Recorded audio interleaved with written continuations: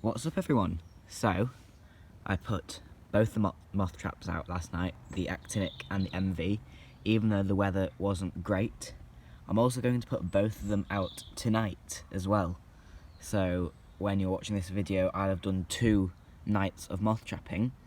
And the explanation for that is at this time of year, sort of from late summer all the way through autumn, so September all the way to November, there tends to be some migrant activity coming from Africa and the south of Europe, and some of those moths can be really rare, really spectacular, and there's 2 in particular that I've never caught before and I really want to catch. They're both macros, they're both large and impressive.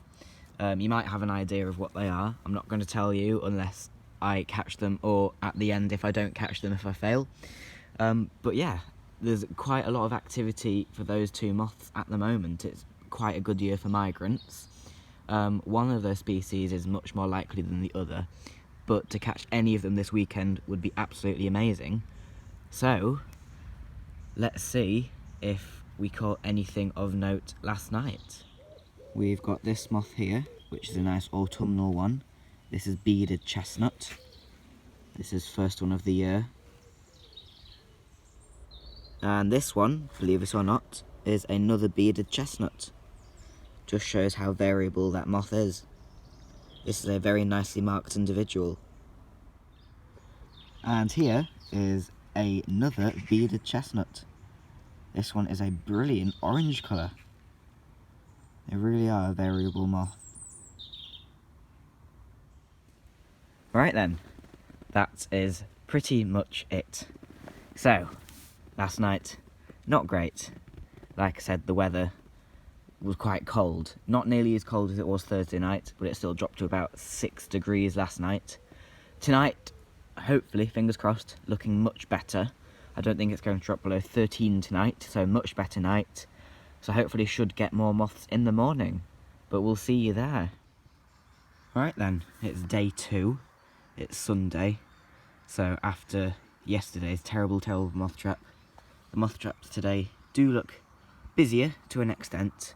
The weather last night was much better, even though it did rain a little bit this morning.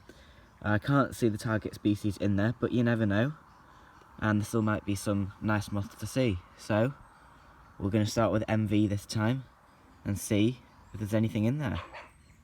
Well, this is interesting. This was on the first egg box. This is a dragonfly, brown hawk dragonfly.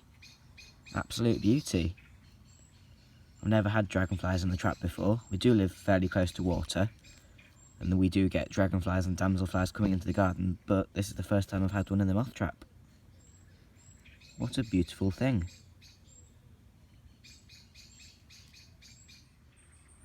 And we just got a Cetaceous Hebrew character down there.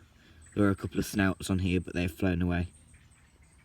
We've got a large yellow underwing, a dark one.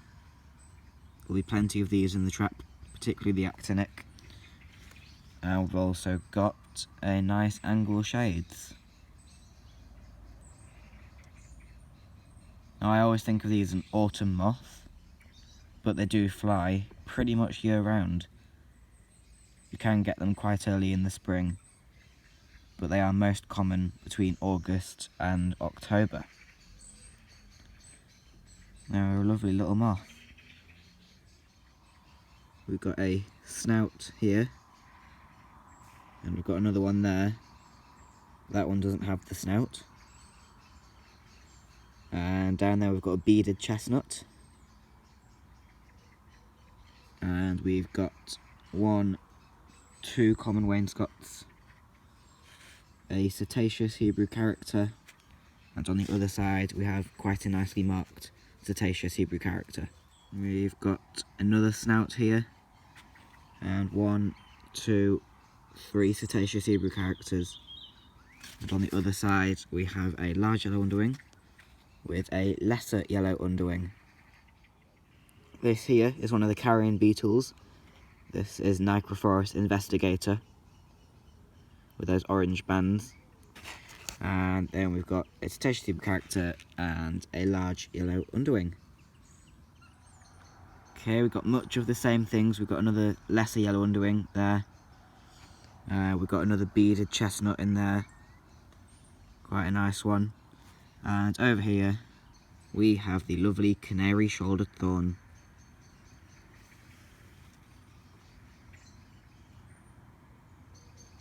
I love the thorns. They're lovely, lovely moths. This moth is the square spot rustic. Again, another very variable moth. This little micro is Cephalacanana, I think. We've got a lovely brimstone moth. Slightly worn, but still got that beautiful butter yellow colour.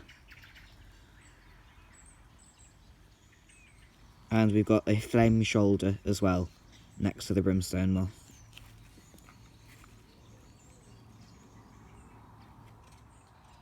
We've got a better marked square spot rustic.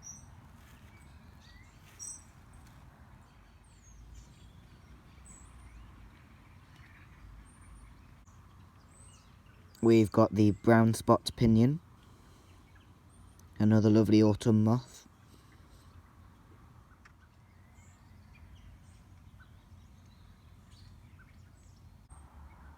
And what better moth to finish our MV trap than the lovely burnished brass.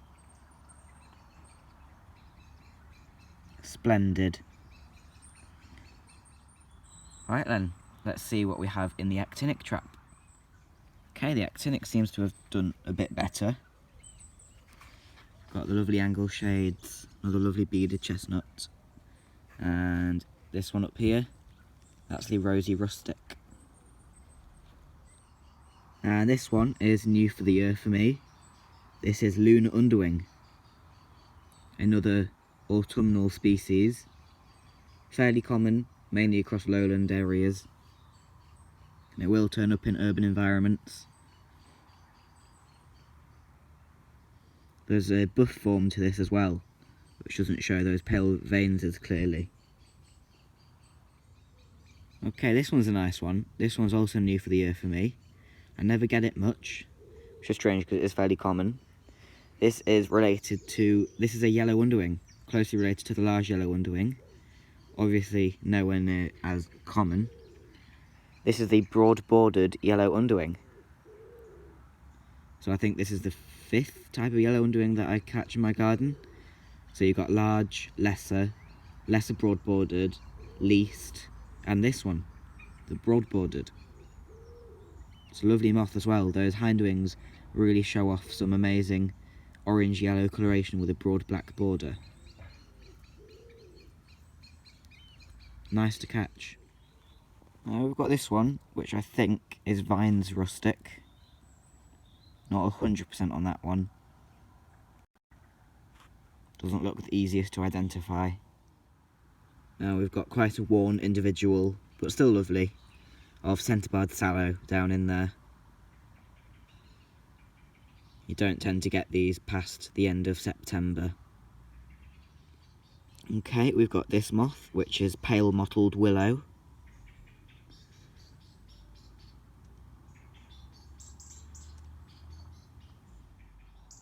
And we've got a quite nicely marked large yellow underwing. Some interesting markings on there. Right then, still got the dragonfly here. That's pretty much it for today's video. So it definitely was much better trap than it was yesterday. Unfortunately, didn't get the target species, which were convolvulus hawk moth and Clifton nonpareil, with convolvulus hawk moth being much more likely.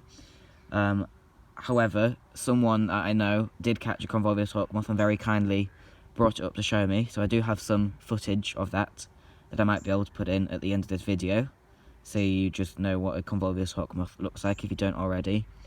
Clifton nonpareil is a huge moth. It's still a rare migrant. It is breeding. There are localities of it where it's found in a few places, mainly down south, but it is still extremely rare, and catching it is still pretty much like catching the Holy Grail. But it's getting commoner. It's getting more common. and this year did seem to be a decent year for both species. So I was hoping to get at least the convolvulus hawk moth, but I didn't, and you don't always get what you want when you're moth trapping. But that's how it goes. Still had some nice species. So if you enjoyed this video, there's a wasp down there. If you enjoyed this video, please give it a thumbs up, please subscribe, and we'll see you on the next one.